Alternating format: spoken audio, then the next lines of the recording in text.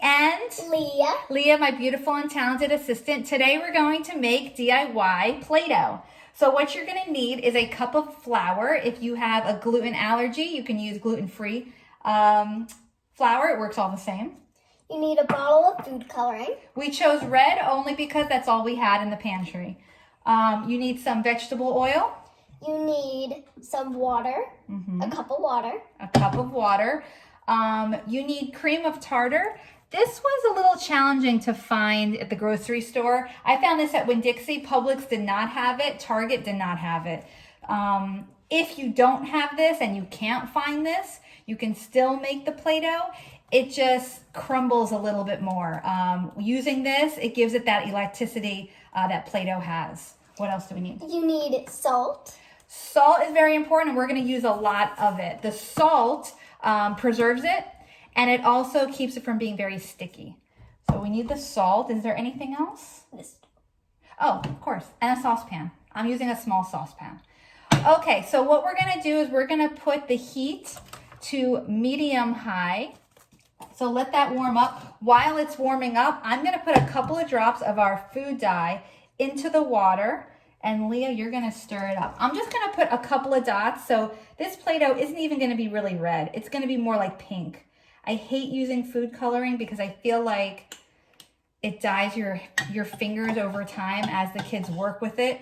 I have in the past bought, don't eat that, Kool-Aid packets, the grape kind. That gives you the color of purple. It also makes it smell good, and it doesn't rub off on your hands.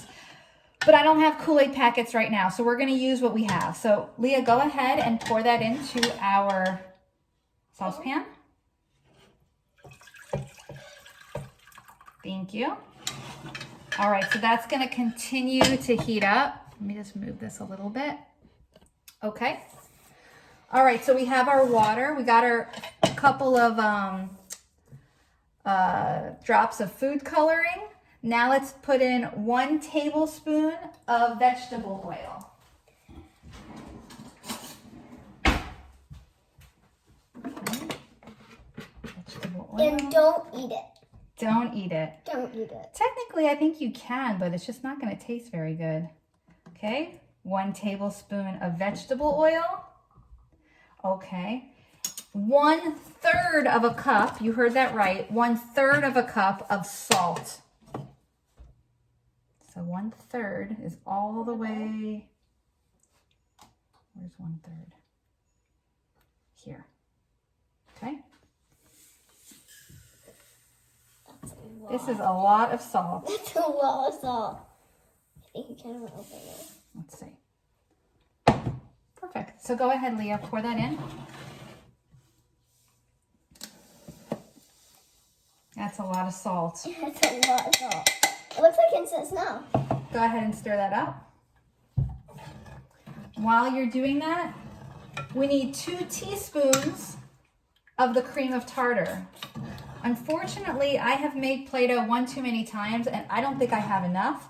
But again, I'm going to use what I have, and we're just going to see how it works out. So here's 1 teaspoon, and here's my 2nd teaspoon. Looks like I have enough for maybe 1.5 teaspoons. But what you want to do at home is 2 teaspoons. Okay, keep going, baby. Keep stirring. And I'm going to pour in our cup of flour slowly. There we go. All right, keep stirring. Let's put it back on the heat. Okay. I'm using the back burner here because I have Leah as my helper. So I just felt like it would be safer if it was further away from her, and I'm here to supervise her. So I would suggest you do the same. Keep stirring. All right, so once everything's there, we're stirring it up.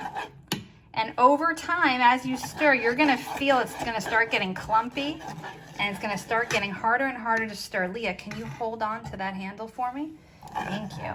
And you'll feel the bottom starting to stick and starting to get very sludgy. Keep it straight, sweetie. Right, so as you can see, the more you stir it, the thicker it's getting.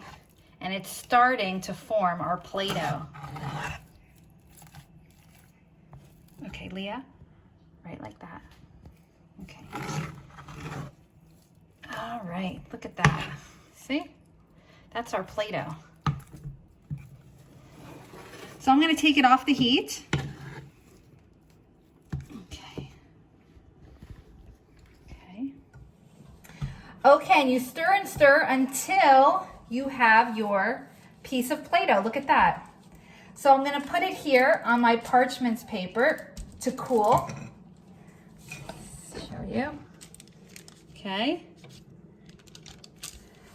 Okay, once your Play-Doh has cooled, then you can go ahead and pull some off and mold it and play with it however you'd like. Could you make an A? I can. Can you make an L for Leah? Yes. All right, let's do it. It looks like we added the right amount of color dye or food coloring, because our hands did not turn red or pink as we touched the Play-Doh. So it looks like we did that right. And it was a red food color. It was red. And we made it pink. Right, because we only added a little bit. You want to add like 2 or 3 drops. So there's my A. There's my L. All right, so we can go ahead and keep playing.